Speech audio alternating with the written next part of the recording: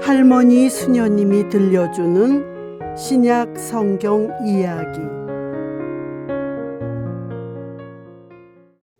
12화 생명을 살리시는 예수님. 유다 지방 베타니아에는 마리아와 그 언니 마르타, 라자로가 살고 있었어요. 예수님은 마르타 자매와 라자로를 사랑하셨어요. 그런데 어느 날 마리아의 오빠 라자로가 병이 들었어요. 마리아와 마르타는 예수님께 사람을 보내 소식을 전했어요. 주님, 주님께서 사랑하시는 라자로가 병을 앓고 있습니다.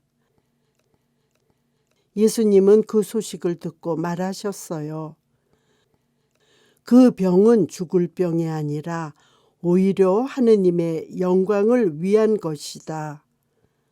그 병으로 말미암아 하느님의 아들이 영광스럽게 될 것이다.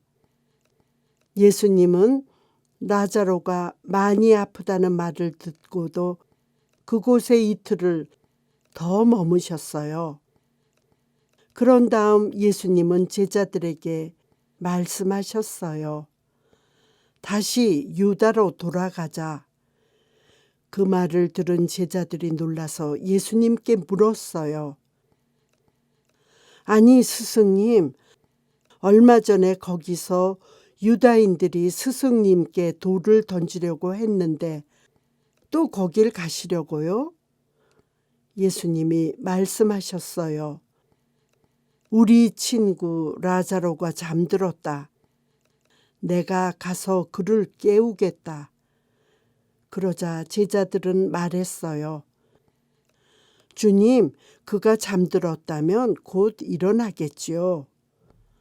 사실 예수님은 라자로가 죽었다고 하신 건데 제자들은 그냥 잠을 잔다고 하신 말씀으로 알아들었어요. 그러자 예수님이 분명히 말씀하셨어요. 라자로는 죽었다. 그 시간에 내가 거기에 없었으므로 너희가 믿게 될 터이니 나는 너희 때문에 기쁘다. 이제 라자로에게 가자. 그때는 라자로가 무덤에 묻힌 지 벌써 나흘이나 지난 후였어요. 베타니아는 예루살렘에서 가까웠기 때문에 많은 유다인이 오빠를 잃은 마르타와 마리아를 위로하러 와 있었어요. 마르타는 예수님께서 오신다는 말을 듣고 마을 입구로 그분을 맞으러 나갔어요. 마리아는 그냥 집 안에 있었어요. 예수님을 만난 마르타가 말했어요. 주님, 주님께서 여기에 계셨더라면 제 오빠는 죽지 않았을 것입니다. 그러나 하느님께서는 주님께서 청하시는 것은 무엇이나 들어주시지요. 저는 그것을 알고 있습니다. 예수님께서 마르타에게 말씀하셨어요. 내 오빠는 다시 살아날 것이다. 그러자 마르타가 말했어요. 마지막 날 부활 때에 오빠도 다시 살아나리라는 것을 알고 있습니다. 그러자 예수님께서 마르타에게 이렇게 말씀하셨어요. 나는 부활이요 생명이다. 나를 믿는 사람은 죽더라도 살고 또 살아서 나를 믿는 모든 사람은 영원히 죽지 않을 것이다. 너는 이것을 믿느냐? 마르타가 대답하였어요. 예, 주님. 저는 주님께서 이 세상에 오시기로 되어 있는 메시아시며 하느님의 아드님이심을 믿습니다. 이렇게 대답하고 마르타는 동생 마리아에게 가서 조용히 말했어요. 스승님이 오셔서 너를 부르신다. 마리아는 이 말을 듣고 얼른 일어나 예수님께 갔어요. 마리아와 함께 집에 있던 유다인들은 급히 나가는 마리아를 따라갔어요. 오빠의 무덤에 가서 울려고 하는 줄 알았기 때문이에요. 그런데 마리아는 마을 입구에 계신 예수님을 만나러 간 거였어요. 예수님을 만난 마리아는 그분 앞에 엎드려 말했어요. 주님, 주님께서 여기에 계셨더라면 제 오빠는 죽지 않았을 거예요.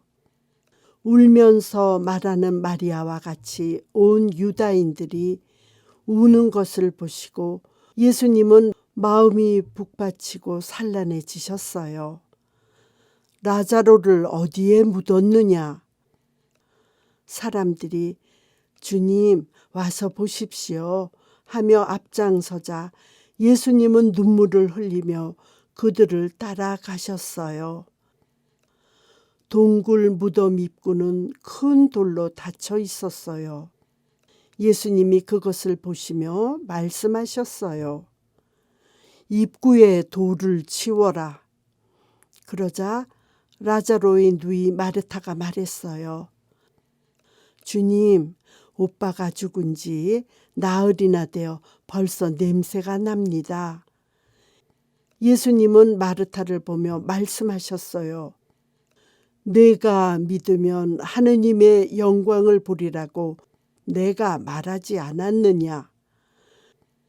그러자 사람들이 무덤을 막은 돌을 치웠어요.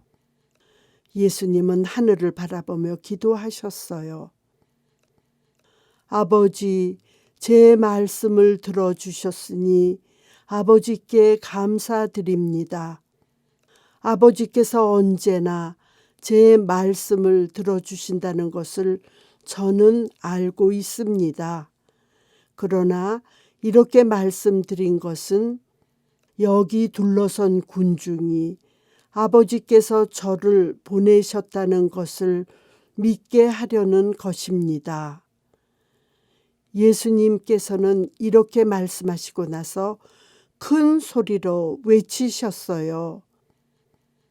라자로야, 이리 나와라.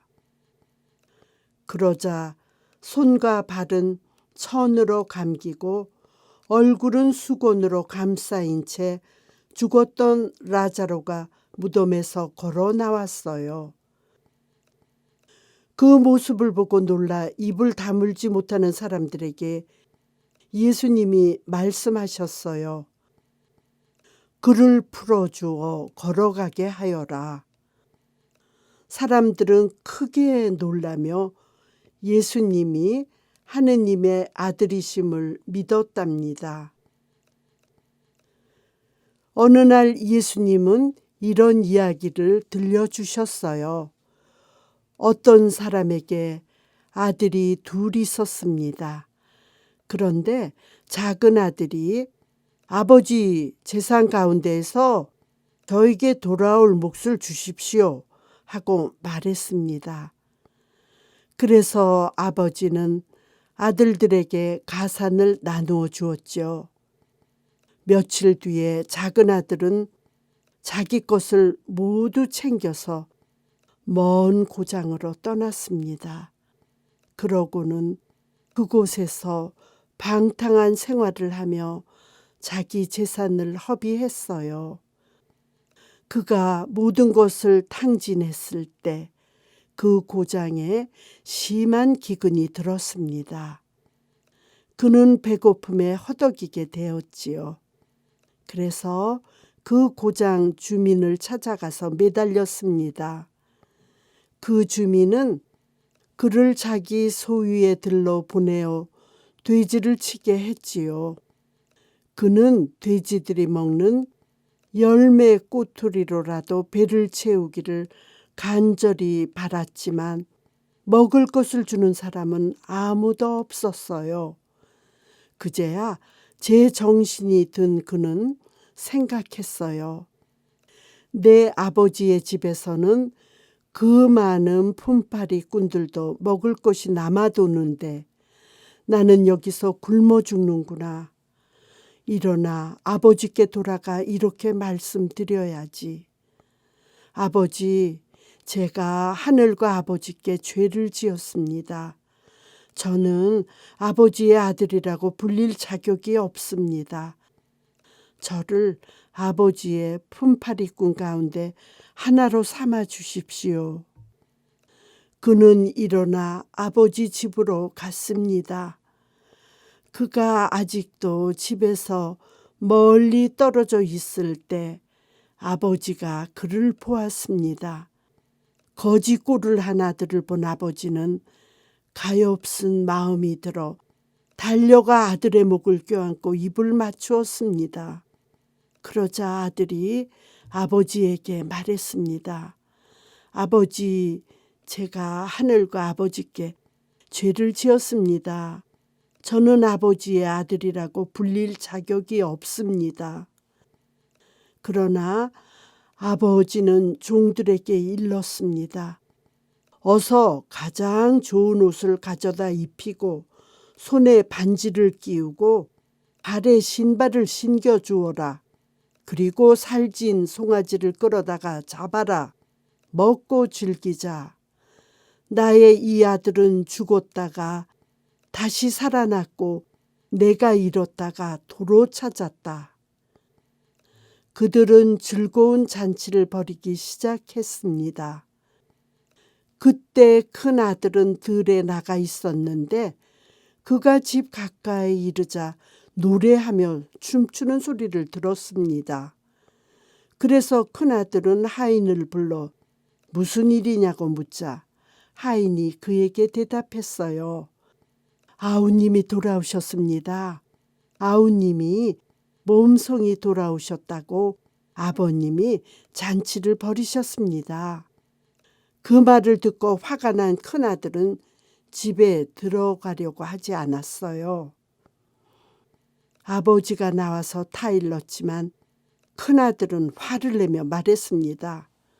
아버지, 저는 여러 해 동안 종처럼 아버지를 섬기며 아버지의 명을 한 번도 어기지 않았습니다. 그런데도 아버지는 저에게 친구들과 즐기라고 염소 한 마리 주신 적이 없어요. 그런데 나쁜 사람들과 어울려 아버지의 재산을 낭비한 동생이 돌아오니까 살찐 송아지를 잡아주시네요. 그러자 아버지가 그에게 말했어요. 얘야, 너는 늘 나와 함께 있고 내 것이 다 내 것이 아니냐. 너의 저 아우는 죽었다가 다시 살아났고 잃었다가 되찾았으니 얼마나 기쁜 일이냐. 우리 같이 즐기고 기뻐하자. 우리가 잘못을 뉘우치고 아버지 하느님께 돌아가면 아버지 하느님께서는 이렇게 기뻐하며 맞아주신답니다.